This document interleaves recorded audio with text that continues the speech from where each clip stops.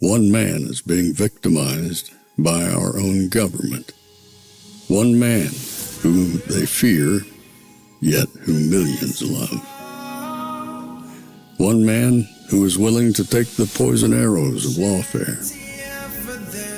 One man whose voice has been taken away by a corrupt judge operating in a corrupt system.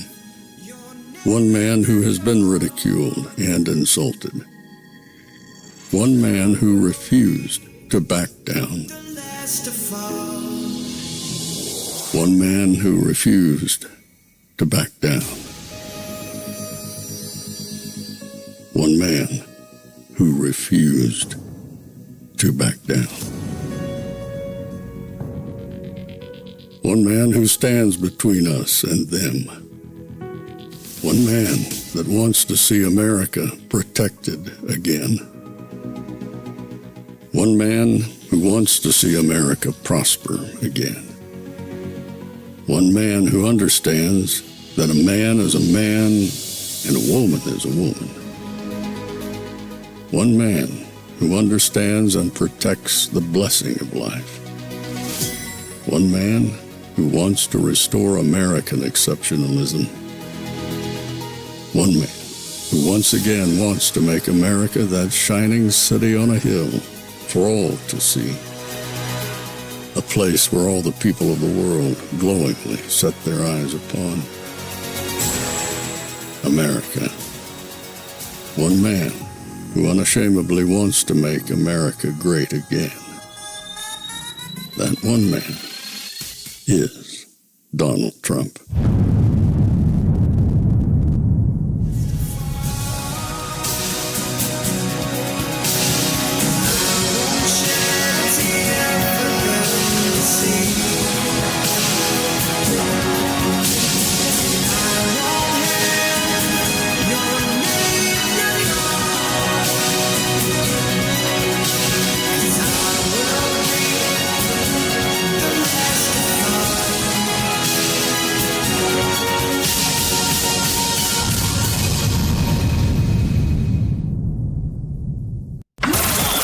This is Fanfare with Barry Cunningham.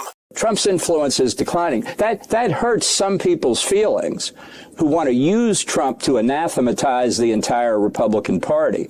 But that gambit isn't going to work. If I do get in, it will be to win the nomination, not simply to prove a point. That's a serious, difficult decision to make, and I'm going to consider it in a prudent fashion. This whole idea that there's a Trump movement out there is simply wrong. The fundamental point in politics is philosophy. Everything else flows from that. Donald Trump has no philosophy. Donald Trump doesn't think in policy terms. There is no Trumpism. He's an aberration in American politics, and it's the job not of the liberal media, not of the Democratic Party. It's the job of Republicans to repair the damage he's done, and that's part of what we're about here. My kind of conservatism, the kind that I supported when Barry Goldwater ran for president and when Ronald Reagan ran for president, is the mainstream of the Republican Party. These outliers, and there are some, there is a virus of isolationism within the party, but it's not a conservative philosophy. It's not a philosophy at all. It's performance art. That's what Donald Trump was. Multiple sources are telling CNN the Justice Department will ask a federal grand jury today to indict President Trump's former national security advisor, John Bolton. This would be the third indictment of the president's self-described political enemies in just 3 weeks. I'm joined here at the table with a terrific group of reporters, including Caitlin Polance, who is bringing us this reporting. Caitlin, what do we know? Well, Dana, we know now from various sources that the grand jury in Maryland in federal court is expected to be hearing evidence about John Bolton this afternoon. The Justice Department is expected to go in there and ask for an indictment of the former national security advisor to Donald Trump and somebody who is not just well known from the Trump era, but a longtime government official. This is a case where it's been in the works for years. It's been worked on because Bolton at one one point was discovered having an AOL email account, according to the sources I've talked to, where he was writing notes to himself about his time in the Trump White House, and that could include classified documents. We also know from a recent search just 2 months ago that there were many documents, including ones labeled as about weapons of mass destruction, about Allied strikes, things that had markings on them that said classified, secret. There were phones, computers, drives, all of that seized from his house. His lawyer has said this could all be very old material from the George W. Bush administration, and nothing inappropriate was being kept by Bolton. But there is still an important possibility here that this is a very serious national security case, and that the Justice Department does continue wanting to enforce cases like these. It might not be all of a political decision. So, Caitlin, and that's really important. It's something that you emphasized yesterday when you brought us your new great reporting then. Good morning, Ariel. We believe that prosecutors are presenting charges under the Espionage Act accusing John Bolton of mishandling classified information. That comes after the FBI secured search warrants to search his home and office and found some classified documents in that search. But it's not clear that those were related to what this case is about. The affidavit of probable cause also mentions that John Bolton's email account had been hacked by a foreign government, and the referral for this case came from the CIA, and it's my understanding that the U.S. found some information as they were gathering intelligence from that foreign government. They found John Bolton's emails, essentially, and they discovered things that led them to be suspicious that he was mishandling classified information, and that's what generated this case. This was back in the Biden administration. However, that Justice Department did not move forward with the case. There were some concerns about revealing the access that the U.S. had to the foreign government. The Trump administration made a different calculation. They are moving forward with the case. Of course, everyone knows that John Bolton is a political adversary and critic of Donald Trump, and Donald Trump has said, he does not appreciate John Bolton at all. There was a dispute about a book that John Bolton wrote. The Trump administration, the first Trump administration, accused him of putting classified information in that book. So now here we are with prosecutors presenting to a grand jury and trying to seek an indictment that could come as soon as this afternoon, Ariel. Well, that indictment did come this afternoon. Sorry for being a little bit late trying to get some things fixed before I get too far here. I just checked the comments, and the comment section still has a Miami Dolphins thing from before, so I apologize. I'll get that done. But in any event, another one hits the dust. This one, John Bolton. John Bolton is rumored to be worth, I don't know, between $6 and $10 million. And he may go through his entire life fortune defending himself here. And I just find it so interesting is when you look at these people, where am I? I'm way over here. When you look at these people, it's like they're at a funeral. They are completely upset. This ties into what I was telling you this afternoon, is that these people don't have anything to look forward to. They're done. The Democrats are completely toast, and Trump is check the calendar here, in 10 months has completely destroyed the Democrats, and now he's working on the deep state. And John Bolton, I mean, that's basically striking a serious blow to the heart of the deep state. They're one of the big fish. He's been around for decades. These people never go away. They just stay there and suck up air in Washington. This guy has been there. I've seen pictures of him like 30 years ago in Washington. They just never go away. They are indeed swamp creatures. Now, here we are. Lisa, so do we know anything about who could be arguing this case to the grand jury? They do it, but why are we even having this conversation? Why is this happening? Because Donald Trump has ordered his Justice Department to systematically go after his political opponents. Again, show me the man, I will show you the crime. And I think that, again, we need to balance those thoughts at the same time. And I really appreciate the caution with which people are addressing this right now, and the distinctions between this prosecution and, say, the prosecution of James Comey. But let's never forget that this prosecution is taking place because Donald Trump wills it and will continue, as Maya just said, will continue to insist upon these kinds of vindictive prosecutions. These people think this is all about being vindictive. They can't even comprehend that their boy broke the law, and that there are many other people that are going to get their turn in the barrel who have also broken the law. See, Washington right now, everywhere around that beltway is in a panic. Beyond panic, there's a lot of pens being sold, a lot of Marilacs. Things are really bad right now because they're seeing systematically things are beginning to happen. I posted something earlier, and if you're in the chat, I would beware of SV, but if you're one of those people who say Pam Bondi hasn't done anything, you should really just shut the you-know-what and possibly delete your account off of X.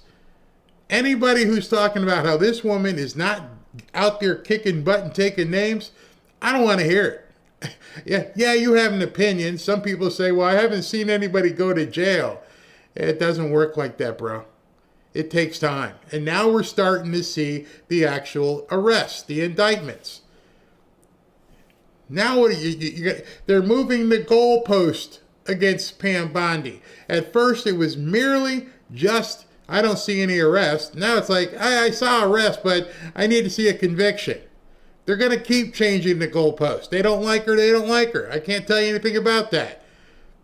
Whatever reason people have for not trusting Pam Bondi, including the binder stuff earlier in the year, get over yourself.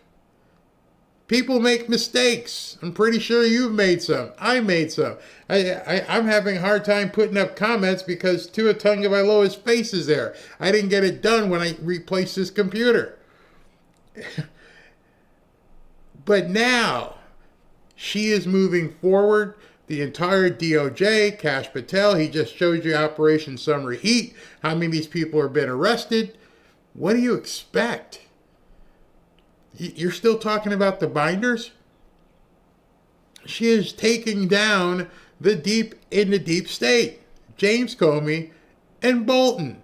And then Letitia James is just a cherry on top of everything.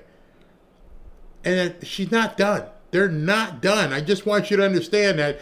And everybody knows they're not done, and that's why they're freaking out. Well, I think it's a devastating indictment. It's very powerful in the way that it's portrayed, but it's also very narrow, very targeted. The government didn't throw everything in the kitchen sink at the wall. It has focused this in a way that I think, as a matter of law, is going to be very difficult for the president to resist. I think the real question is the question of timing and scheduling. You know, if Donald Trump were an honest man, if he were an I found these old clips of him, and right now I hope he's watching them and watching them back and just taking the time that everything he said about Donald Trump, every single word of these next couple of minutes you're going to hear, he could be talking about himself. That's how much trouble this guy is in, and the media is going to try and cover for him, but it's going to be very, very hard. Especially since it's his wife and daughter who might be witnesses. This, if you haven't read the counts that he's been charged with, there's 18 different counts. It's a 23-page indictment. Just like with Letitia James, it's pretty much cut and dry. I don't know how you look at this and say anything other than this guy's cooked. Anything other than this guy is going to spend the rest of his life in jail. There's only one way out of it, is he drew one of these Obama, Biden, crazy judges who's already been attacking Trump. That's the only problem I see about taking these guys down in the Washington area. I believe this one was Maryland, so it's a little bit outside the Beltway, but still still in that area where these people have influence. They have seated the judgeships with so many activists. I don't know if he'll do time. I don't know if he'll get convicted because of the way that they're handling the judges. But in any event, it's going to cost him a lot of money and time at this point. Innocent man, he'd be saying, I want the trial within 30 days. I want this cloud removed from over my head. I want this stain on my reputation removed. So we'll wait and see what Donald Trump does. I think he'll try and postpone it to after the 2024 election. So my suggestion to Jack Smith and the Justice Department is go lean on the Manhattan District Attorney and get him to move his trial until after the election. This trial should take precedence. We'll find out whether Alvin Bragg is a real prosecutor or a political hack. See, the reason why John Bolton needed President Trump to go to jail is the same reason James Comey needed President Trump to go to jail. It's the same reason that Adam Kissinger and Liz Cheney and Adam Schiff all need President Trump to go to jail. They needed it. It was an absolutely must-have until he didn't go to jail. And so when they were he's talking all this crap on television, it was because hurry up, put him in jail, because they know all the stuff he has on them. And you couldn't hide it, and it was too late once they lost the election. And so a bunch of these people now know, oops, we're in trouble. The answer to their complaint about a double standard, the question they should be asked is, even though Biden has escaped scot-free, Clinton has escaped scot-free, fill in the blank has escaped scot-free, is the answer to the double standard to let Donald Trump escape scot-free? Is the answer to the double standard to revert to no standard at all? I think that's wrong. We'll have to prove it. Then he has committed very serious crimes. This is a devastating indictment. I speak here as an alumnus of the Justice Department myself, because not only is it powerful, it's very narrowly tailored. They didn't throw everything up against the wall to see what would stick. This really is a rifle shot, and I think it should be the end of Donald Trump's political career. See? This should be the end of his career. Get him out. They were all hoping this. I can't believe there's so many clips of him basically begging them, put this dude in jail. Do whatever you need to do. You can't let him get back in control. If he gets back in control, we're toast. We know what we've done. Then he'll know what we've done. And then he's going to come after us. And so what's the narrative now? The only narrative they have is that President Trump is going after his, quote, political opponents. How is John Bolton a political opponent? He was in the Trump administration. So every single person who now is going to be indicted is now going to be labeled a Trump opponent. But the problem is, it's not working. How can it possibly work at this point? You saw the results of the election. This is what we wanted. At this point, if I was a Democrat and I'm running to CNN or MSNBC, I'm going to start realizing I'm in big trouble because nobody cares. The left doesn't care. Yeah, it's a rich white guy. Throw his ass in jail. They don't care. The president had a habit of asking to retain sensitive documents. And from time to time, he did that, and we didn't know what happened to them. And it was always a concern that because he didn't really fully understand the risks to sources and methods and other dangers of revealing classified information, that it might get out to the wrong people. Donald Prison. Yeah, before I go to Piers, you notice the same guy, same picture who keeps showing up? And I've been trying to tell you guys who this guy is. It's Ken Delanian from NBC News and MSNBC. He's a deep state embedded puppet. He will do anything to carry water for the deep state. So he was smiling. Oh, it's so cool. Trump's going to go to jail. And now he's realizing it too. I bet you, Ken Delanian, he might be taking his turn in the barrel as well. Well, I think that's a small amount of the sentence he actually deserves. He's committed clear criminal activity. He's no more a journalist than the chair I'm sitting on. The information that he divulged did, in fact, put many people in jeopardy. It undercut the ability of the United States to have confidential diplomatic communications, not just with other foreign governments, but in many countries with dissidents, people who, even speaking to American diplomats, could find themselves in trouble. And so, you know, he's been complaining about his treatment over the past period of time.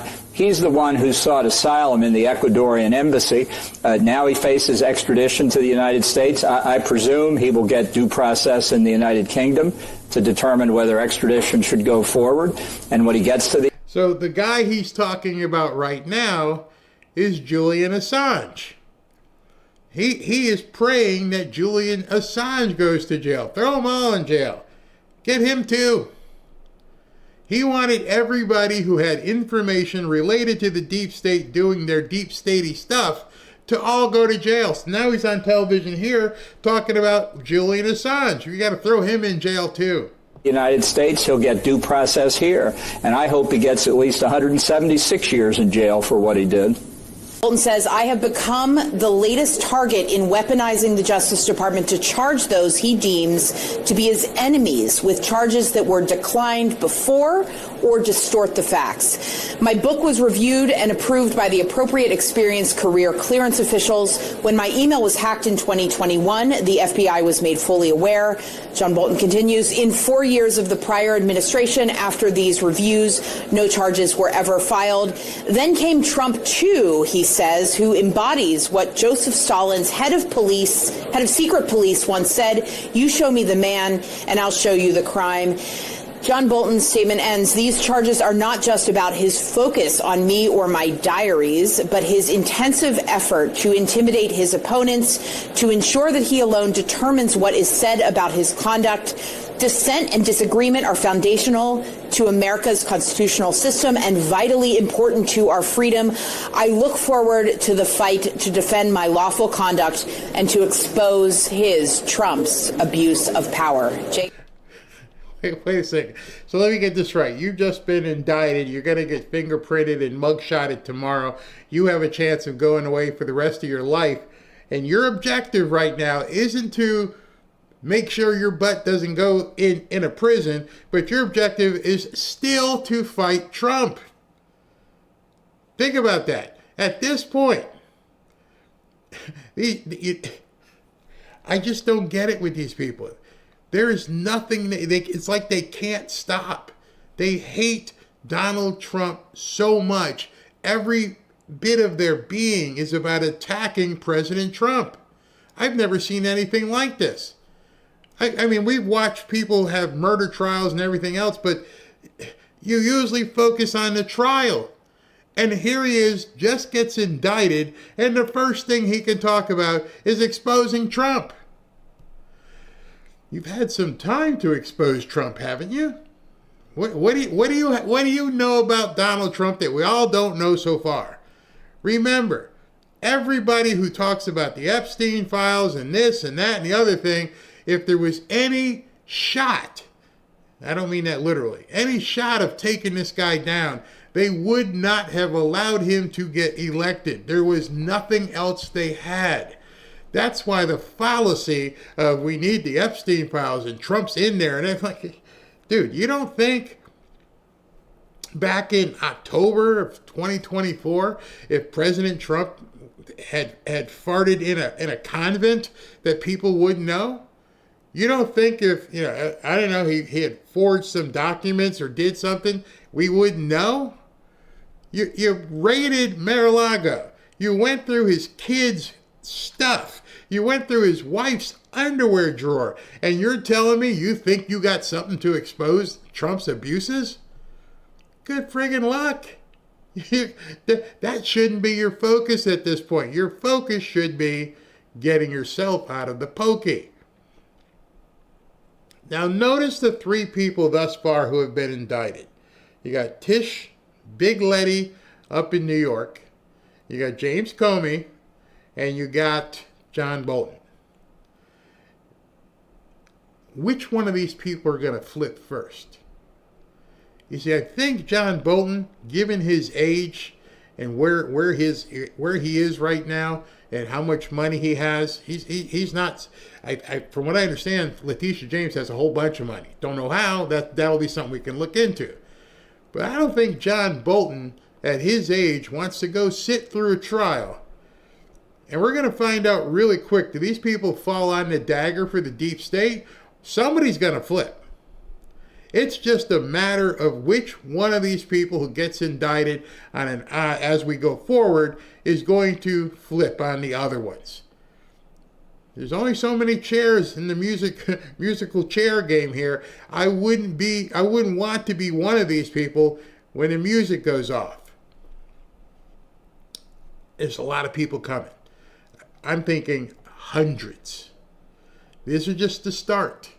And so I wonder how many times these people have been threatened. If you get indicted, keep your mouth shut. Take it. Do it. You better not. Don't name me. We will take care and destroy your family and your kids and grandkids. This is some serious business here. And I don't think these people are ready for what's coming. Because they never expected him to win. And now they never expected that this would be where they would be at this point. 10 months in, and he's already going after them. All right, Caitlin Polans, thanks so much. My panel is with me now. Karen Finney. Sure. Well, so the part about retention, those seem to completely mirror. That is the statute that, if memory serves, is exactly the same thing that was charged with respect to Donald Trump. But how is that not poetic justice? The exact same charge. the exact thing you went ahead and charged President Trump with, they are now charging you with. That's just too funny. It's comical at this point. But at least they didn't kick in your door. Well, they did it to him. Didn't do it to Comey.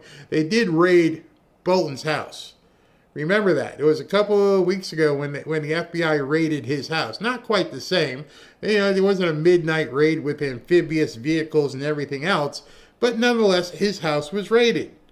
And from what I understand, he has to turn himself in tomorrow. Unlike Comey, who gets to stroll in. I don't understand that one. But at least this guy has to show up tomorrow and do a perp walk. You know what I find interesting? All these people thus far, Letitia James, James Comey, Bolton, they all talk a really big game. But when it came push to shove, James Comey had to escape out the back door because he didn't want people to see him. What do you think John Bolton's going to do tomorrow? You think he's going to take it like a man and just walk in there and get the mugshot and the fingerprints? Or is he going to bolt out the back door too? You notice the difference in the contrast in how these people handle things versus how President Trump handled things. Yeah, I'm walking right in that door. I don't care if there's cameras around me. Go ahead and take my mugshot. I'm gonna make the best mugshot ever. And then I'm gonna go to court every single day in the front door and wave to everybody and then give a press conference every single day just about. What a contrast. Here's a man standing up to face the music, and you people want to slide in and out of back doors. Tells you a lot. Tells you a whole lot. You want to accuse Trump of things? Do what he did. Walk right in the front door, release your mugshot, however you want to take it, maybe cut off that thing on your face. But just go ahead and be a man. I bet you he won't. Bet you he'll duck out. He's not going to want to face the press. President Trump faced the press every single day. Every single day he walked up and started talking to them. They have some really big shoes to fill. If you want to take on Trump, then be like Trump. Don't be some wuss that's got to hide. You're letting America know you can't stand up to this man. We all knew it. We could see it. But the fact of the matter is, let's see what happens tomorrow. Does he come out to the podium and make some remarks? Or is he going to buck out the back inside of a limo or whatever, SUV, and get the hell out of Dodge? I'm not a betting man like J.B. Pritzker, but if I was going to put a bet down, I'm thinking he's going to He's going to bolt out the back door. As you know, Donald Trump said he shouldn't have been charged and he didn't do it. And there were his documents. And, in spite of the fact that you could see We all saw images of his retaining documents that were alleged to be of the highest possible classification. The part of the charge, though, that is different is not just retention, but the reporting that we just heard was also transmission. And this is where I do have to put on my former intelligence community hat. I want to see what those charges are. There are people who are low-level people who get charged with, if they did this intentionally, not by mistake, but if they not just retain... Wait. Did I hear a former Department of Justice prosecutor, big name prosecutor, just drop that in there kind of just as part of his sentence? You know, if he just did it by mistake. Oh, I didn't know that was a defense. I didn't know you could walk into a courtroom and think, Your Honor, I didn't mean to rob the bank. I was going to give the money back before I left, but it was a mistake. When has I made a mistake been a defense? And he just slid that in there. It's not like, he just made a mistake. Oh, I took home all these classified documents. I don't think the law says, but if you make a mistake, it's okay. But transmitted classified information, that is a serious offense, and it is something that as somebody who is in the intelligence community cares deeply about, and that is why people care deeply about what Donald Trump was charged with doing. Because these are documents that should not see the light of day, and you are trained on how to keep them. And if it can be shown that you did this intentionally, there are lots of people who have been prosecuted and lots of people who have gone to jail and served time for crimes like this. So again, I'm not in favor, obviously, of the president ordering investigations of singling people out, but... You're not? I tell you, and I've said it before, in order to be a Democrat, you have to have no memory. You can't have any memory skills. I'm not a big proponent of a president singling people out. Are you kidding me? I'm sorry. You're just talking about the guy who got singled out. You literally just spent time talking about President Trump and then said, I'm not in favor of somebody being singled out. Oh, really? When in your career did that happen? When, after talking to Andy McCabe and James Comey and Lisa and Strzok, when did you decide, we shouldn't be targeting or singling out somebody like this? We shouldn't be trying to find the crime and attaching it to somebody. When did you already have this revelation in your mind that that's not what you should do? These guys are so full of it, they can't even see straight. I do think that if you look at just the nature of the charges, there may be a real difference here between the John Bolton case, not in terms of its import, not in terms of what it means in terms of the message of what the president has done to the Department of Justice, but these really could be quite different than what we have seen with James Comey, where I can't even see a there. And even Letitia James, where at best it is the most minor thing, and I can't imagine why this would ever have been brought as a federal case. So just so you know, if you or someone you know buys a house and commits fraud, as far as some of these former federal prosecutors, it's no big deal. I wouldn't advise you trying it because they're no longer in power. But that's not just a minor thing. Oh, mortgage fraud is minor. Got it. But at least he's realizing that this John Bolton case has a lot of meat on the bone here. This may be in a very different category. Carol Lennig has joined us. Carol, let me read you from page 6 of what we're getting of the indictment. Quote it.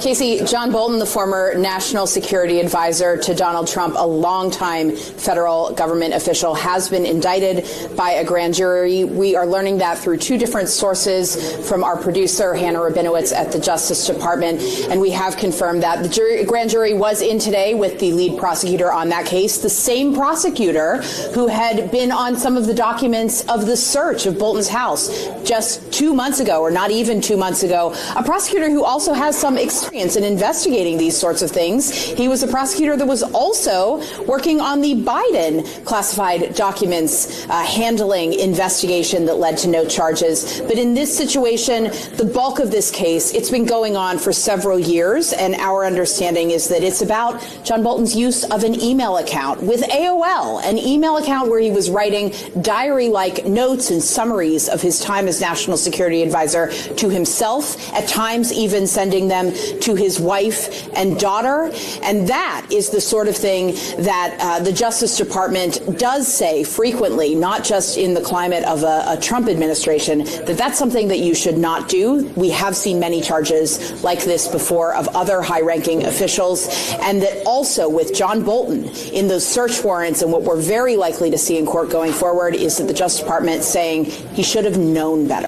That Bolton is expected to self-surrender as soon as tomorrow in federal court in Greenbelt, Maryland. So it's not going to be a long time until we start seeing more of the meat of what this case may be, and the court proceedings get off to a start very quickly. Casey? Very interesting. All right, Caitlin, stand by for us. I know you're going to have more information coming in. So I just want you to think something. This guy, not using his own server like Hillary did, this dude is using AOL, a commercial app, to send, and worse, AOL email. You got mail. An AOL email. I haven't used an AOL email. I can't even tell you how long. Because once you learn about the internet and do things, it's like AOL. You don't want no part of that. And here's a guy who's a national security advisor. Somebody, quote, who should know better, is using AOL to send state secrets to his wife and daughter. There is no way out here. Remember when his house got raided? I don't know if you remember the story or remember the shot. And his wife just looked like the Grim Reaper had come to see her. Because at that point, she probably knew exactly what had been done. She knew right then and there, we're toast, aren't we? Yeah, you're toast.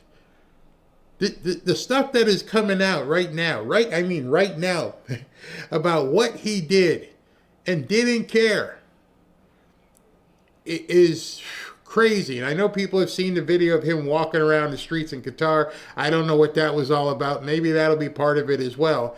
But I do have this to show you. This is pretty funny. Greg Price posted this. I laughed my effing butt off. This is allegedly an exchange John Bolton had with his friends while sending them classified information. More stuff coming tonight. Like I said, this is going to continue being fluid. On or about, I just want to make sure you guys see it, on or about July 23rd, 2018, Bolton sent individuals 1 and 2. Individuals 1 and 2 are people have presumed at this point that it's his wife and his daughter. This dude has brought his family into this entire thing. His wife, his daughter are being, they haven't been named as suspects, but they're involved in a federal case, which means they're going to bring them through the mill here. Now, from what I understand, you were never allowed to testify against your spouse. I don't know if that really even holds water with an espionage charge. I mean, if you think about it for a second, this is an espionage charge. This is spying. Maybe one of the reasons why the people on MSNBC and CNN, and you'll hear of the next day, are going to look kind of sad, because this is firing squad stuff. This could be the big T. If you get convicted of espionage, the gulag is the best thing that could happen to you. All right, so continue reading this. It says, a few minutes later, Bolton sent individuals 1 and 2 a 24-page document which described information that Bolton learned while National Security Advisor. Less than 3 hours later, Bolton sent individuals 1 and 2 a follow-up message that stated, none of which we talk about. So there goes the entire theory of he didn't know. He didn't realize what he was doing. None of this which we talk about. In response, individual 1 sent a message that said, shh. Individual 2 then sent a message that stated, the only interesting thing is what senior U.S. government official, unnamed, might have said from foreign language interpreter, which you didn't tell us. Approximately 2 minutes later, individual 1 sent a message in response that said more to come with cloak and dagger or something, so he says. This family was having like fireside chats with sensitive information. He should have known better. He was using an AOL email account. It might have just put a blinking lights on and said, please hack me, please hack me. I'm an idiot, please hack me. Whew. This dude is toast. He is cooked. The only thing he's getting out of right now is that jail, is if he starts bringing some serious information. Otherwise, he's got nowhere to go. You got to wonder where they got all this stuff. I mean, you look at the dates on here again, that's 2018. So we're talking 7 years ago. How did they get all of this information into the Department of Justice's hands? They said this has been going on for a while, so it's likely that they have had this information, but they chose to ignore it. They chose to not charge him. And then probably Pam and Cash and Dan walked in and go, what's this? How did they not charge him? We've got all this information right here. Emails. Voluminous emails. And then on top of everything else, he got hacked by a foreign adversary.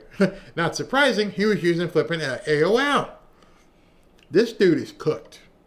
I mean, I don't know how they get him out of here. I'd love to hear, some of what you guys have to say. By the way, the entire indictment is available online as well. It's 24 pages long.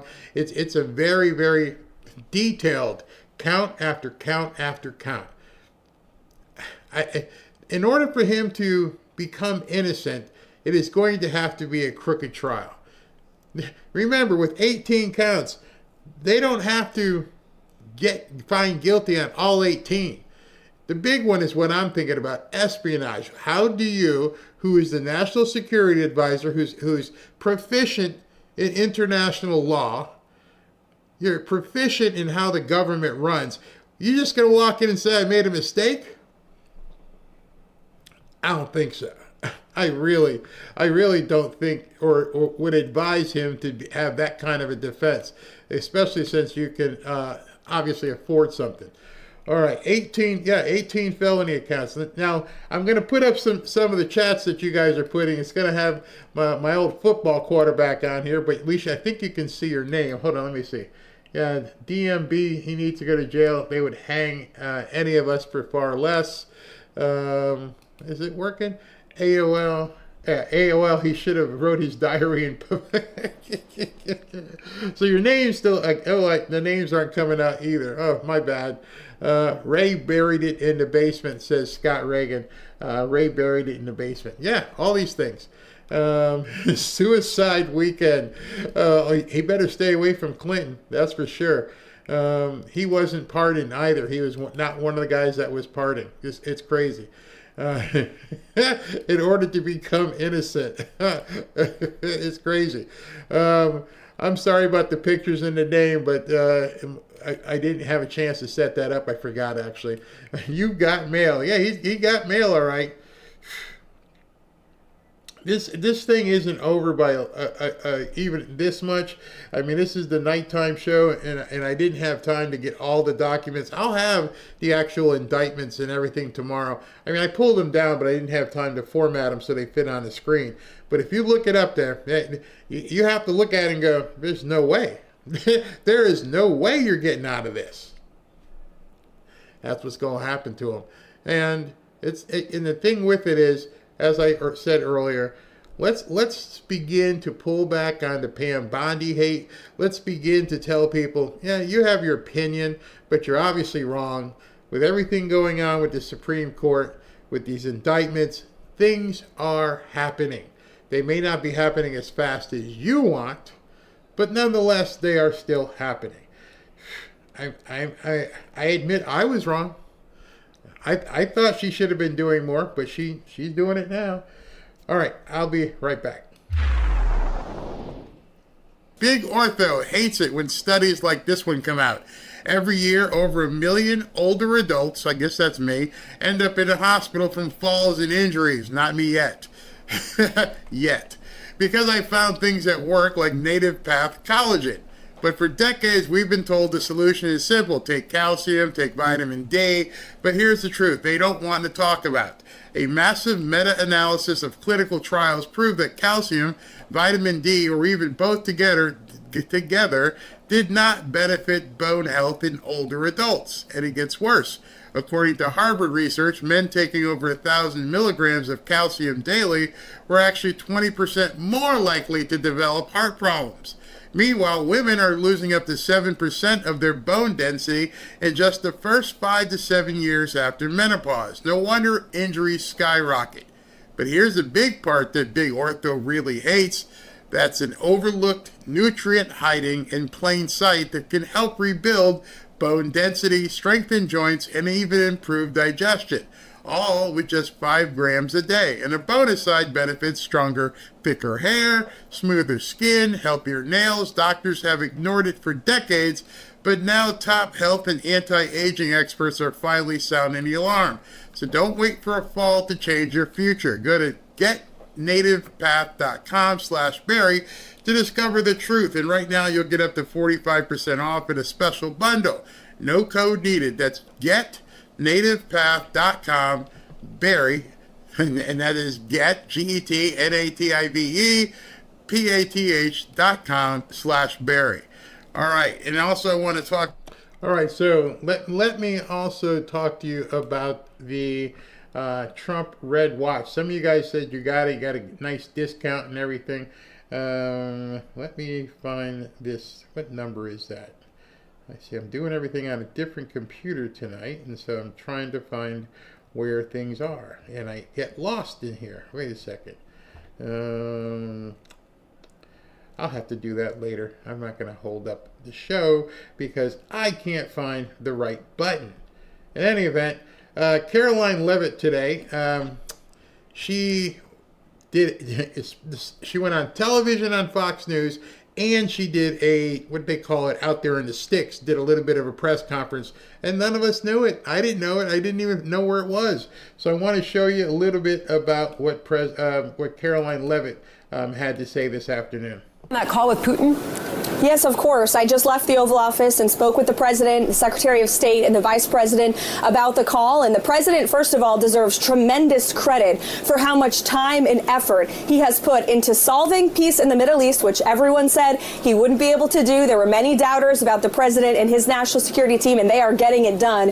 And now with respect to the Russia-Ukraine war, which the president continues to be wholeheartedly committed to ending, it was a very good and productive call between the president and President Putin. They discussed many issues. President Putin congratulated the president for solving peace in the Middle East. They also discussed, of course, the Russia-Ukraine war, and they have agreed to convene a meeting of their high-level staff next week to continue these very important discussions, which may be followed by yet another meeting between President Trump and President Putin. I believe the president will be putting out his own statement on this matter momentarily, so everyone should keep their eyes on Truth Social. But it was a good and productive call. And then, of course, we will welcome President Zelensky here to the White House again tomorrow so the president can continue those conversations with the Ukrainian side of the... Implemented a nationwide... Right, before they go into that, understand tomorrow it appears that Zelensky will be the first part of this deal to get worked out. He's coming to the Oval Office tomorrow. Obviously, I will cover that and we'll show as much as they allow. And then from there, he's then going to go to Hungary, where he's going to meet with Putin. So we should see things happening in that realm very quickly. A temporary restraining order on what the White House believes is its constitutional authority to cut down the federal government during the shutdown. Well, the White House believes this, John, because it's just the truth. The president is the head of the executive branch, and therefore he has the right to hire and fire executive branch employees. And unfortunately, the administration has taken the tough step to lay off thousands of workers across the federal government because the Democrats have selfishly chosen to shut our government down in the name of partisan politics. And now you have this far left district court Democrat appointed judge who literally just uses politics from the bench and has no legal rationale for this nationwide temporary restraining order. And she is now blocking the administration from doing what the Supreme Court has already affirmed the president of the United States can do. Now let that sink in. The Supreme Court has already said he can do it. And this judge is saying, overruling the president and the Supreme Court and saying you can't fire people.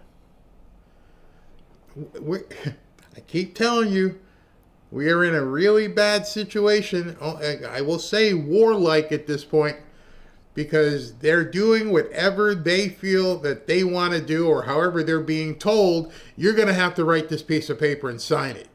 But the Supreme Court already said no. The Supreme Court said he can do this.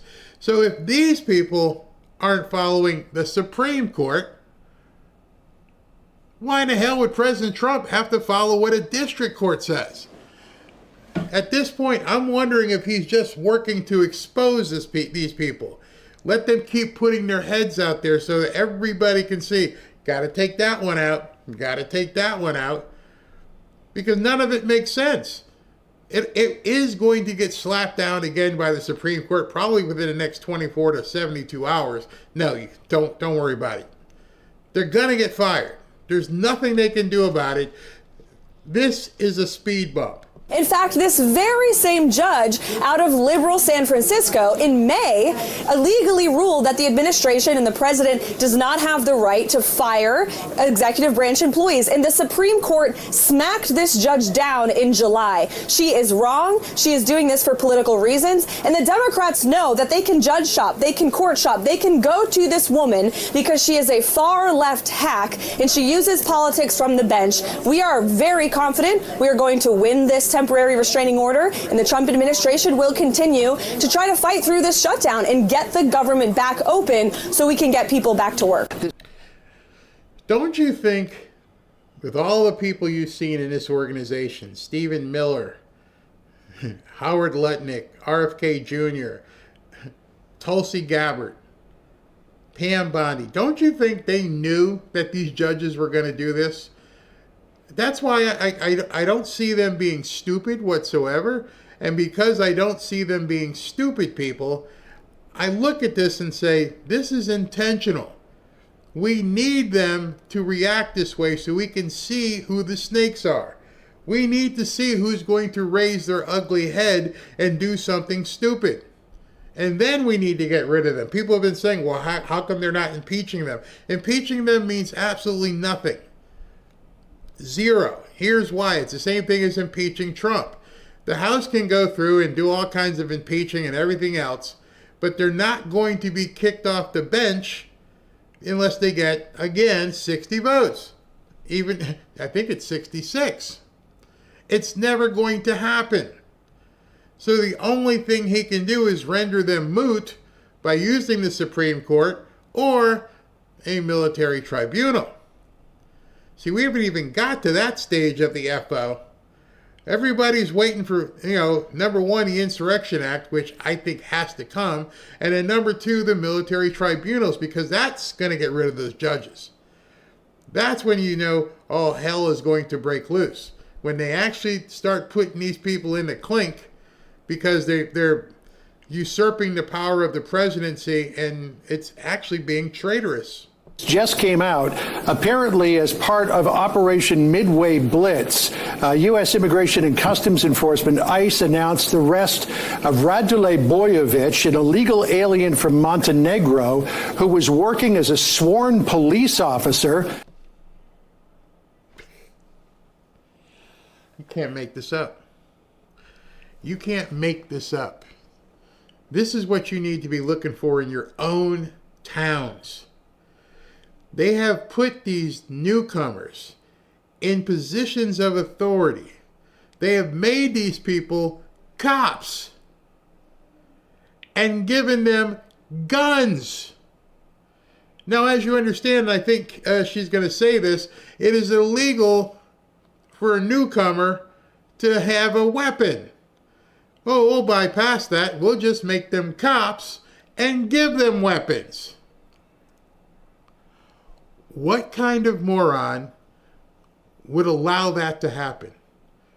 You're telling me in Chicago, where J.B. Pritzker is the governor and Brandon Johnson is the mayor, you actually put people in more danger thinking you were helping them by giving a newcomer a gun. You can't make this up. Obviously, it wasn't too hard to find out. ICE found out. So what kind of background check are they giving cops in Chicago? See, when you start peeling back the onion layer on this stuff, you're like, wait a second, wait. How did he become a law enforcement officer? How did he become a police officer and be issued a weapon? Did you not do any background checks on him? No, we don't need that. We just call the social worker. Social worker said, yeah, hire him. What the hell did you people do? And now the question has to beg, how many others in various municipalities around the country have newcomers as cops, as teachers, politicians, school board members, that nobody was checking and they were just seating these people all over the country, giving them driver's license, let them drive big rigs, just completely look the other way. This was a concerted effort to take America down. And if, just like, I forget who said it, when you turn on the light and the roaches scatter, there's not one roach. So how many people, I want to know, I'm pretty sure Pam Bondi wants to know, how many people in some of these locations who aren't even supposed to be here are walking around with badges and guns? It's bad enough they have driver's licenses. Now you're telling me you're giving out badges and guns to people who aren't even supposed to be in this country. With the Hanover Park Police Department, Boyovich apparently was encountered during a targeted enforcement action as part of Operation Midway Blitz. DHS reminding it's a felony for an illegal alien to possess a firearm, and this fellow apparently was working as a sworn police officer. I know you might not know much about it, but see, she didn't even know about this. That came over the wire while they were on television, and you could actually see people shocked, like, wait a second, how is this possible? And if it's possible in Hanover, then it's got to be possible where you live. Because you haven't been checking. You would think that the people who run the police department, they did their own verification. What was the story a couple weeks ago? Some guy was getting paid $300,000 a year to be a superintendent of schools until they went, oops, oops, he's not supposed to be here. And then quickly they tried to bury that story.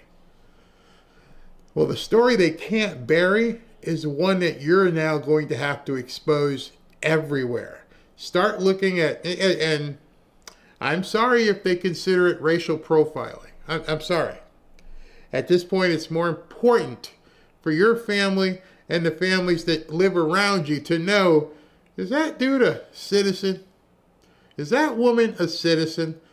See, now we're getting into a really bad area.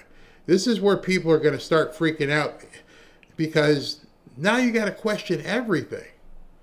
Now you have to wonder, are you even supposed to be here? To me, that's a scary, scary, slippery slope right there. I never wanted to get there. I don't want us to get to a profiling situation. But if you're telling me that cops with badges and guns are now being put into service knowing that they're not supposed to be here, maybe, how dare I say it? Do we have any choice but to profile? Do we have any choice of looking up and seeing if this person or that person is actually been vetted? If you don't know if the person's not supposed to be in this country, then you don't even know what they've done. You don't know their life history. Who are you possibly just giving guns to? Yet at the same time, you want to crawl up all of our butts because we have them. You want to have all kinds of different, quote, red flag laws and all kinds of stuff. But meanwhile, you're handing them out with a smile and a badge. Wondering if we can get an initial reaction. No, this is the first time I'm hearing of it. I will take your facts as the facts, John, on this one. And it's unsurprising to me to hear this because we've seen various examples of this. There was a superintendent, I believe in the state of Iowa, who was here in this country illegally with a final order of removal. We've seen that New York State has been giving out licenses illegally to illegal aliens with literally, it says, no name given on the driver's license. So. Hi, state your name, state your name. I mean, it's something on the Animal House. It says on their license, no name given. You've been to the DMV. I'm pretty sure over the course of your life you've been to the DMV. And you go there and you give them your paperwork. And I'm like, yeah, okay. And you smile for the picture. Well, the first thing is, what's your name?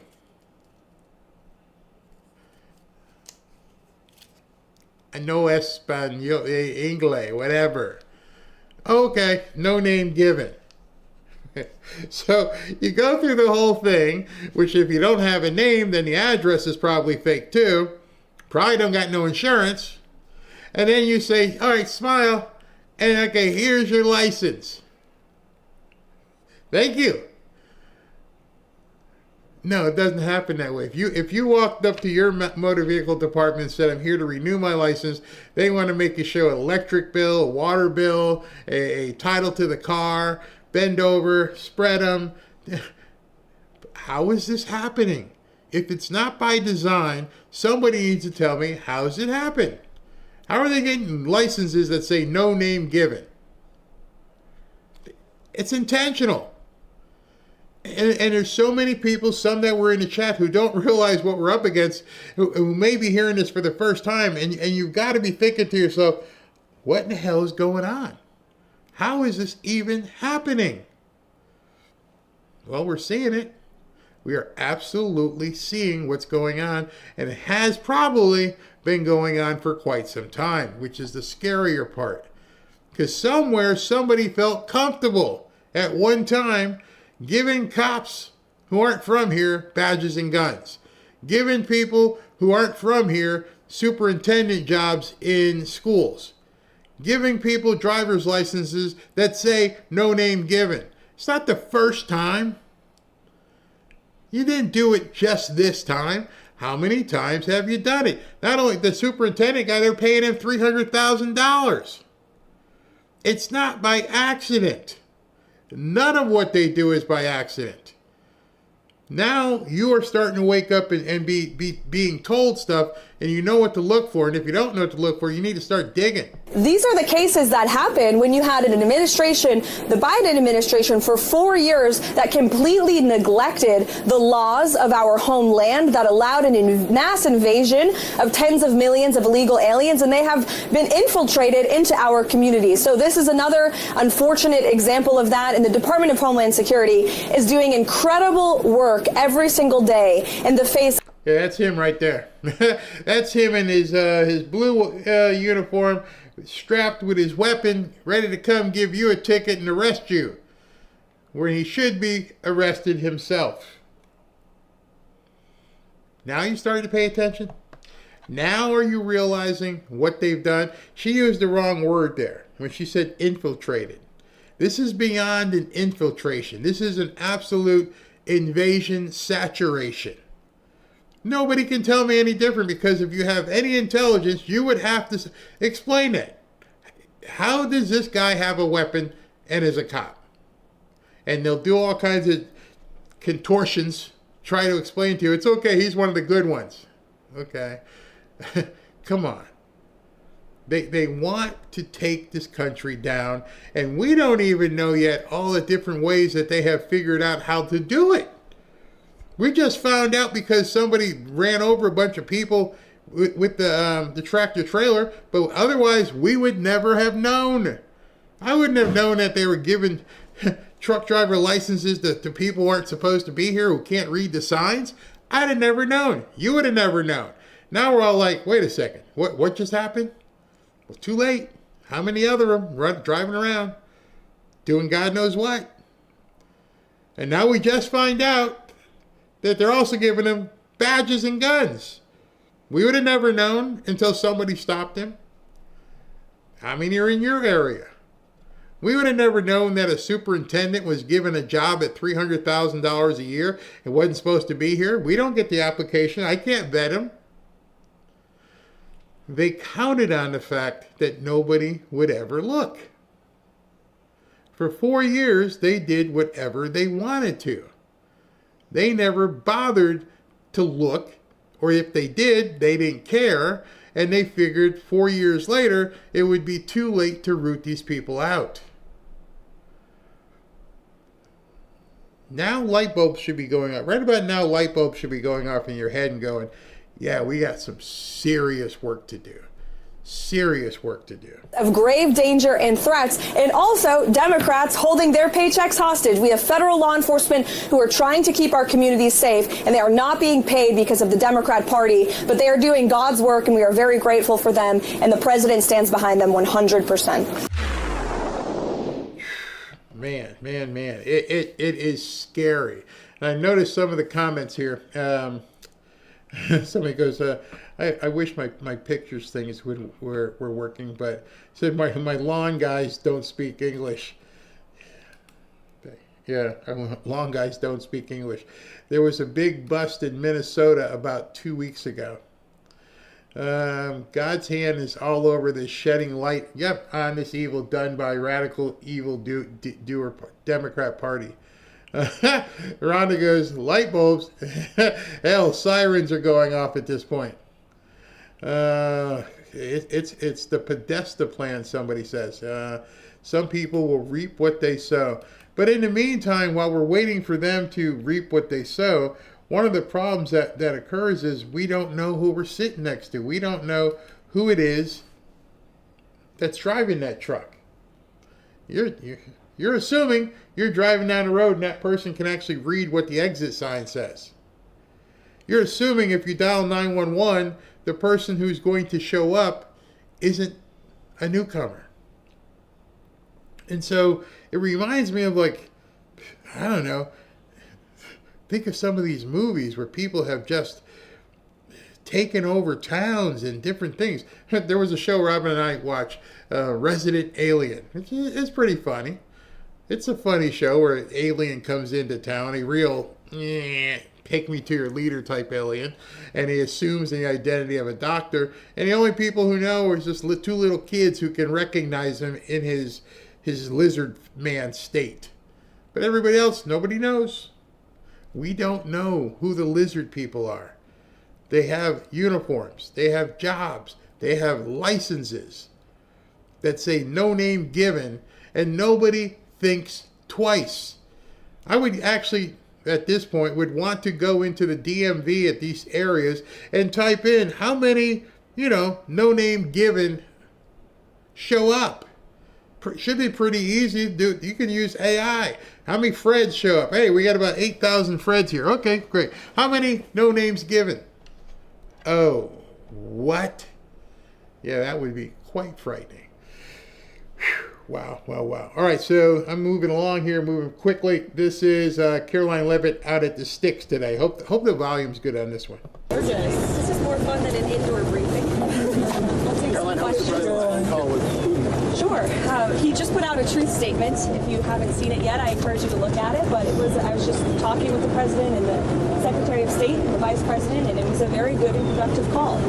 It lasted more than 2 hours. There were various issues that were discussed. President Putin congratulated President Trump for solving the conflict in Israel and Gaza and bringing peace back to the Middle East. He also thanked the First Lady for her efforts to bring back children and save children in this brutal conflict. And the president feels like great progress was made on this call. They also agreed to have a high-level senior staff meeting convene as early as next week, which will then be followed by a meeting very likely between President Trump and President Putin as well. They talked about Budapest as being a location for that. So as you all know, President Zelensky is coming to the White House tomorrow, so these discussions will continue. And frankly, I think the president deserves great credit. He literally just got off of a trip to the Middle East where historic peace and accomplishments, seeing the hostages return out of Gaza, these are major foreign policy accomplishments that so many people around the world thought could never be achieved. And so I think the president deserves a great deal of credit for doing that, coming home, dealing with so many domestic issues, and then again hopping on yet another call with President Putin and hosting President Zelensky again at the White House tomorrow to try to move the ball forward in peace and end this conflict in Russia. Thank you. After their meeting in Alaska, the president was optimistic that he could get Zelensky and Putin together in a room. Does he still believe that he can get the two leaders together sometime soon? I think he thinks it's possible, and he would, of course, love to see that happen. But right now, there were discussions and plans are now being made for the Russian side and our folks, led by Secretary of State Marco Rubio, to meet, and then for President Putin and President Trump to perhaps meet again. But I don't think the president has closed the door on that at all. And when is he going to meet Putin? You said in Hungary, possibly when? Well, this call literally just happened, so we will provide you with more details as soon as we can, I promise. On that call, did Vladimir Putin commit to sitting down with President Trump and President Zelensky? He committed to sitting down with President Trump, as President Trump's Truth Post put out for you. And what do you say what it would take for him to be willing to sit down with Zelensky finally as well? I don't want to get into that, but as I just said, the president and President Putin discussed meeting together in Budapest. And President Trump will talk about that opportunity with President Zelensky when he's here at the White House. And Zelensky when he's here at the White House tomorrow. Does Trump believe any conditions have changed to make a second meeting with Putin better, more successful than the Alaska meeting? I think the president is always willing to take a chance at diplomacy, and this war, he has always said, is going to have to end at the negotiating table, and so he's, he never gives up, and he's willing to pursue it, and that's what you're hearing from the president. I have a question on the cartels. Yesterday we learned that at least the fifth strike on a boat off of the coast plays. We know that the Trump administration has previously said that they are armed conflict with the administration is striking. Who are these people, and don't you think not only the people, the American people, but lawmakers who are narco terrorists who are trafficking drugs illegally to the United States of America? That's who we're in a conflict with. And the president's been very clear, and he's been very transparent about these strikes, releasing classified video, unclassifying that video, declassifying it rather for all of you to see, and to let the public and lawmakers know with each of these strikes. And there should be no surprise for this. The president campaigned on using every lever of power to go after the drug cartels who have been trafficking illicit poison into our country for far too long. And you heard the president speak about this yesterday. There was a question about why not just use the Coast Guard to grab these boats and grab the drugs on them. That's been going on for years and years, and the drug epidemic in this country has not gotten any better. The cartels have only gotten more powerful. So the president is taking these unprecedented steps, and it's making a real impact. We are seeing less boats with lots of drugs coming into the shores of the United States of America as a result of these successful strikes, and I think the American people can expect them to continue. Johnson called a change of leadership at the IRS, specifically putting some of Trump's main allies in the leadership positions in the Criminal Investigations Division. There's reports that George Santos is on the list to be investigated. Is there anybody else that you know of that is being looked at or being mentioned? Not to my knowledge, no. You'll have to reach out to the Department of Treasury. Nicolas Maduro. Does President Trump believe, Nicolas Maduro, the president of Venezuela, does President Trump believe his days are numbered there? I think President Trump believes that Nicolas Maduro is an illegitimate president leading an illegitimate regime that has been trafficking drugs to the United States of America for far too long, and we're not going to tolerate it. Right now, has Trump set a new deadline on Hamas. I mean, yesterday he said, straighten out quickly. But I mean, do we have an update on sort of what that means and what that new deadline could look like? I won't set a deadline for the president. It's only for him to do that. But what I can tell you is that Steve Woodcock and Jared Kushner, who deserve great credit for bringing this deal to a close, for getting the hostages out of Gaza in the first place, are actively working on this. They are continuing to discuss this with both sides to ensure that all of the bodies are found and returned. And, I was speaking with them about this yesterday. I know there's been a lot of reporting about the slower pace of bodies being returned to Israel. These bodies, unfortunately, are very deep underground, and so it's going to take some time and some special equipment to actually retrieve these bodies and bring them back. See, that's one of the ones that I have a hard time with, because if you imagine October 7th, 2 years ago, when they were doing all these atrocities to people, they probably had no idea that in October of 2025, there'd be this guy called President Trump, and he was going to hold them accountable for the bodies. I sincerely believe some of them really don't know where these bodies are, because they didn't care what they did to them, so I don't think they would think to care to make sure they were preserved. So I'm wondering, what do you do at this point when these people can't find it? I don't remember. I don't know, we lopped off this dude's head and we threw him in a box somewhere. I don't remember. It was 2 years ago. They're animals to me. I don't care. I killed them. And now they're being held, their feet are being held to the fire, and they're like, we want the bodies back. All of them.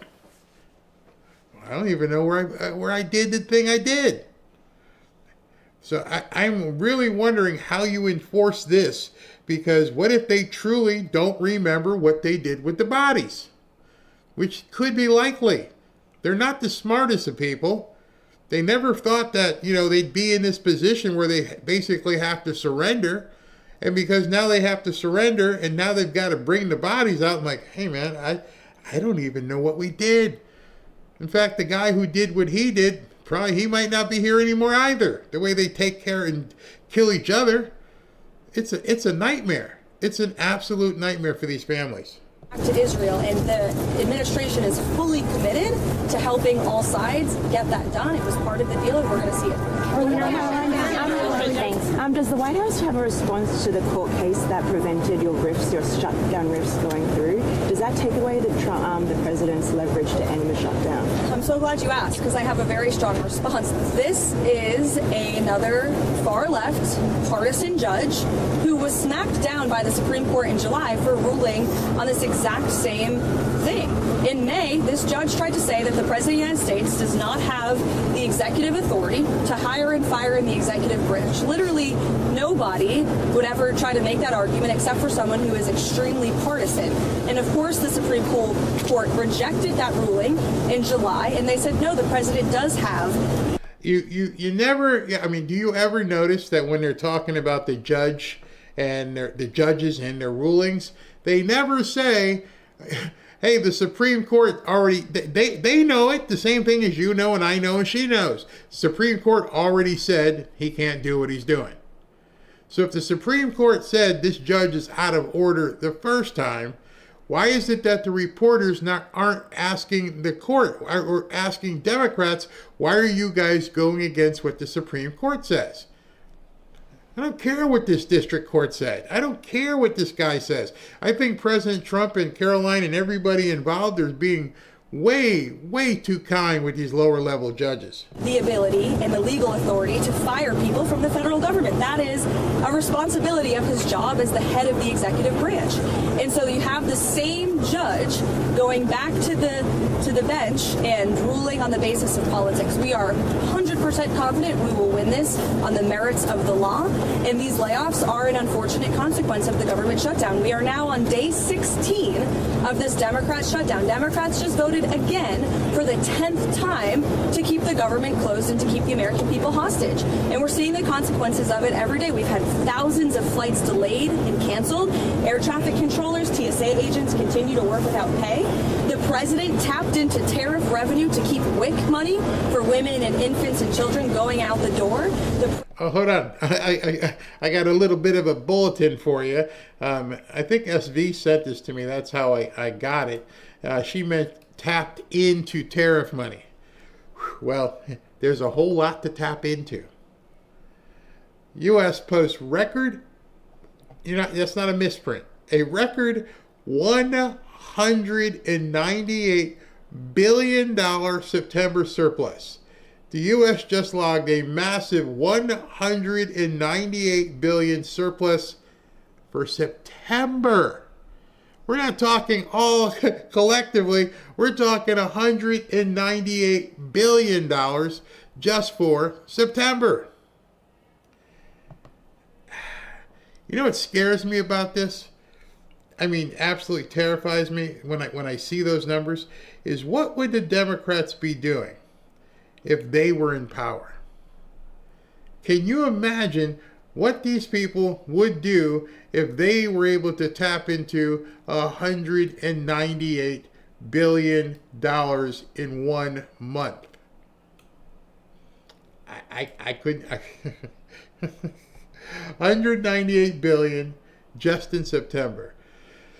The deficit fell by 41 billion as revenue surged and spending cooled. Scott Bessent said, fiscal year 2025 deficit to GDP is now projected under 6%, and with continued restraint, we can reach 3% by 2028. It marks a stunning fiscal rebound and the strongest sign yet that his tightening plan is working. So this afternoon I talked to people, you guys, about signal versus noise. That's some serious signal right there. How do people not know this? How are people not understanding that we did $198 billion in surplus just in September? When you see that, now you realize, oh yeah, these Democrats are toast. He's bringing in so much money. We're going to be rich because we got tariffs. It is ingrained in my mind listening to what that man said in New York, Howard Lutnick. We didn't need taxes because we were so rich because of tariffs. And it just the signal that came from him speaking that day, and we're absolutely watching it happen in real time. I want to show you this because Mario put this up, but he also he dropped in and attached it one of his tweets from July 15th. And on July 15th, $25 million surplus happened. 25 million surplus happened. I hope that's not a misprint. 25 million. And now here we are in September, and it's 198 billion in a couple months. Do you feel the sphincter tightening from Democrats? They got to be thinking to themselves, oh man, wait a second. This he's cutting and cutting expenses, bringing in more revenue. You do that in your own home life. Hey, honey, we're not going to spend on this. We're going to bring more revenue in. Then we're going to decide. Now you got a whole big pot of money. If that's not a signal to tell you what's ahead, nothing is. I mean, I've seen some people out there, I'm not going to go down the whole prosperity road here, but I see people actually freaking out because gold and silver are exploding the way they are. Freaking out. I mean, some people are like, this can't keep happening. Something's really wrong. But they don't ask themselves what's wrong. You know, it's usually when people were making projections a year ago that gold might hit 5,000 an ounce. When I had Kevin from Lear Capital on, he kept telling me, he goes, I'm projecting that silver is going to double. Okay. And it did. And it's still going like this. And people who are worried about these things aren't paying attention. They're not paying attention because you can see what President Trump wants to do. She just said it as well. They're raising the tariffs. They're bringing money in. They're trying to win the AI race. As long as you want to win the AI race, you're going to have to continue doing what you're doing right now. And one of those things is building this stuff out. We're way behind. I mentioned it a couple days ago that China has something like 200,000 plus power plants that they've done in the last couple of years. We've done 20,000. They are 10 times the amount of power, which means they can do 10 times the amount of things that we can do. I mentioned to you that I read something where they have entire factories that are dark. I don't mean dark like nobody's there. Well, nobody's there. Dark because they don't need lights and air conditioning. It's all robotics. The robots don't need air conditioning. They don't need lunch breaks. They run 24/7, and it's kicking butt. As you guys know, I'm setting up this studio. I'm at 96, 97%. And I got to the point where today I had to call, or actually I called him yesterday. I called an IT guy and said, hey, a guy I knew from before, can you come over? He's like, I can't, but I can give you the number of somebody who can come over and help you out. True story. Ask Robin. And he goes, I can be there at 10 o'clock tomorrow morning, meaning today. And he showed up and I was like, are you the helper? No. All right, come on in. The kid was, he looked at me, he goes, why? I'm like, you look too young. And he's like, how old do you think I am? 21, 22. Oh, you actually noticed. He's 23. 23. And the funny part was what he said to me next. He goes, yeah, I got to take this call from one of my clients. I'm like, how long you been doing this? 9 years. Wait, I've been doing this since I was 14. This dude got hired at 14 to work in IT. To fix computers and stuff. And it was funny. You can see that the comments are coming up right now. Because while she was talking, I texted him. Hey, man, what's going on here? Why are the comments not showing up? Oh, click this button, do this, do that. Bam! Let me sell you some money just for being there at 10 o'clock at night. Well, actually, yeah, 10 o'clock at night. Let me just sell that to you. If you're not watching the signal, you're being consumed. You're consuming nothing but noise. President, it found a creative solution to keep the troops paid, and rather than congratulate the president for doing that, this unprecedented action to get our troops paid, the Democrats want to sue him for it. They're saying that it's illegal. This just shows they don't care about the people who are hurting. They are shutting down the government purely for partisan politics because they don't like Donald Trump. And the only people that are suffering from that are federal government employees who are being laid off from their jobs, who are not being paid for their jobs, our military, our federal law enforcement, and the American people who can't catch a plane with holiday season coming up because flights are being delayed and canceled. Democrats need to do the right thing. And I don't know if you guys caught the CNN town hall last night with AOC and Bernie Sanders, but and she got there. So when she's done, in the next 20 seconds, we're going to do a jump over to Rumble, and we're going to finish that town hall. So, Caroline, tell us what everyone needs to be looking for. Sure did. And it's very clear that they are now the leaders of the Democrat Party.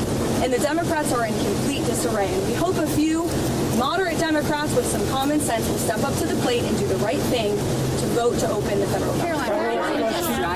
Thank you, Caroline. She's so right. As you watch this stuff happen with this town hall, I started showing you guys some of this earlier, and it's absolutely nuts. It's crazy that AOC would be one of the people there because she don't deserve to be there at all. All right, so we're gonna this first time I've done it in a while, and some of you guys may be new here. On the night show, I often do something where I jump over to Rumble. And I finish the show over there. it's a deal I got with them to try and help promote Rumble. And so what I do now is I'll take the super chats. Hopefully they'll show up in terms of on the screen. And then I'll play some break music. And then when you wake up from the break music, you need to go to that URL, which will take you to tonight's show that's being broadcast on Rumble and X. And then so when you get there, tonight we actually have some music before we get to the actual rest of the broadcast of the town hall. So I invite you to come along. Tonight, the music is, well, you know, even though Ace Frehley passed today, I didn't have time to put any music together for him, but I wasn't friends with Ace Frehley, but I promoted him 2 or 3 times, was a nice guy, and it just sucks that, you know, he had his issue after he fell and he died. So I don't have any Kiss tonight, but the music I had picked was based upon President Trump and what he did in the Middle East and the craziness of what you're about to watch. So if you want to, you can jump over there right now. It is being broadcast on Rumble, but after I'm done doing super chats, it will be Rumble exclusively. All right, let me see if I can make this happen, because for some reason it wasn't showing up in the window where I needed it to show up. Let me see if this is going to work for me, because I didn't have a chance to format this correctly. So let me hope I can see the super chats and make sure I pay respects to everybody who let's see. And of course I can't see it. Why is it not showing up? Let me try it this way. You guys are probably going, what the heck is Barry talking about? Because it's not letting me show. Here, let me try one other thing. Wait 1 second. If I do this, maybe it will let me do that. Oh, I know what I did wrong. Hold on. I think this will do it. And 1 second. Yep, I got it. Okay, my face isn't there yet, but at least you guys can, I'll work on that while we're talking. My bad, I got it. I got it. And I know you guys are thinking, Barry, what in the hell are you talking about? And because when I do these things, I want them to look a certain way, and I can't do it. Okay, here we go. 1 second. See, I'm in a different location, so things are different. So while I'm doing that, I'll try and make sure I can get my face on here. All right, so Al Phelps, a little support for Mr. Barry and a great team. Thank you very, very much. Gasworks, wow.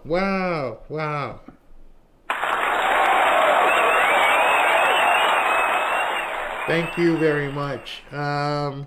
Bruce Campbell, let the perp walking begin. The dominoes are falling. I completely agree with you, and I hope that we absolutely begin seeing some of these perp walks at the same time, because of these guys need to go to jail. Wait 1 second. I think I can do it this way. And hold on, because I really want to be talking to you guys, not at you. Alrighty. Here we go. A little bit here. All right. Thanks for the great shows, Barry. Let's go move on. Pam Bondi is a heck of a lawyer. I completely concur. Everything the Dems do say is what they're doing. Chapo, Bolton may have to take the cell phone, otherwise the deep state may have him Hillaried. Nikki P, Psalm 7:14, the wicked digs a pit and then falls into it. The same trap the deep state set for Trump, they are falling into it for sure. Pakowski, can't even run a bordello like this. Women have zero place in politics. They're unequipped for the job, if you catch my drift. They're going to come for you now. They're going to come for you if you say stuff like that. All right, so women can definitely be in politics. I would never say that a woman can't be in politics. Just realized I'm being scrutinized by YouTube. I don't know. I see you. Patricia, it's when the liars, cheats, and a-holes are exposed. Medusa putting some of its snakes out to test the waters. Trisha again. They had decades to plan, infiltrate, and execute their plan. Brought anything for money in Illinois. True that. Al Phelps, don't you think every arrest he made should be dropped? Whoa. That is a big one. I didn't think about that. That didn't even cross my mind. This guy is arresting people depending on how long he's been there, and you're absolutely right. How in the heck can this guy have been arresting people and been doing things when he's not supposed to even be in the country? How did people get prosecuted when they weren't even supposed to be in the country? Because the prosecutor took the arrest that this guy would have made, and then from there, ooh, man, talk about a Pandora's box. That's crazy. Didn't even think about that. Fume drummer. Grok says no name given on a license is a placeholder first name for users from a culture where mononyms are common, like India. It's approved by the feds. Who approved that? White Wolf, Barry, ex-Canuck here from Canada. Now 1,000% American. I can't even go back to that country. They have embraced socialism and wokeness. They are lost in a grip of globalists. Pray for Canada. But at least Katy Perry's hanging out with Justin Trudeau, so that makes it all better. Neo, great show, Barry. Thank you. I wonder riding the subway who near me with fake ID and no credentials. And Wizard of Ozarks, play the FIFO song on Rumble Jump Over. I don't have that one queued up, but I will indeed look for it. All right, so here's what we're going to do. We're going to be jumping over to Rumble after the break. So hopefully everything works fine, and we'll continue watching the AOC thing over there. All right, let's go and do this. And that didn't work. For some reason, that didn't play, and so I'm going to have to do it by hand. So I told you, I'm just getting everything all set up, and I'm going to have to tear it back down because that didn't work. All right, here we go.